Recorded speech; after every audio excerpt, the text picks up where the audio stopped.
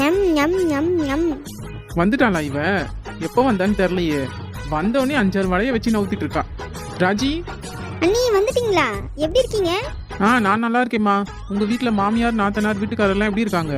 அவங்களுக்கு என்ன, எல்லாரும் நல்லா தான் இருக்காங்க. அண்ணி வடை சாப்பிட்றீங்களா? எனக்கு வேண்டாம்மா, நீயே சாப்பிடு. ஓ, ஷாப்பிங் போயிட்டு வராங்களா? ஐயோ, பேக்கை பார்த்துட்டாலே என்ன கணக்கு போட போறான்னு தெரியல. அதுக்குள்ள நம்ம உஷாரா இன்னும். அண்ணி ட்ரெஸ்ஸை வாங்கிட்டு வந்தீங்க? ஆமா ராஜி, 2 சாரி எடுத்துட்டு வந்திருக்கேன்.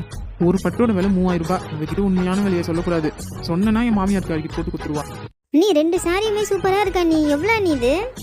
அதுவா ராஜி, 2 சேர்த்து 1000 ரூபாய். ஒரு புடவையோட விலை 500 ரூபாய். அண்ணி உங்க அக்கௌண்ட்ல 1000 ரூபாய் ஏறிச்சான்னு பாருங்க. ஆமா, 1000 ரூபாய் ஏறி இருக்கு. ஆமா, நீ எதுக்கு எனக்கு 1000 ரூபாய் போட்டு விட்ட? அதுவா, நீ இந்த 2 பட்டுமே ரொம்ப அழகா இருக்கு, நான் எடுத்துக்கிறேன். அந்த 1000 ரூபாய் வச்சு நீங்க எந்த கடையில வாங்குனீங்களோ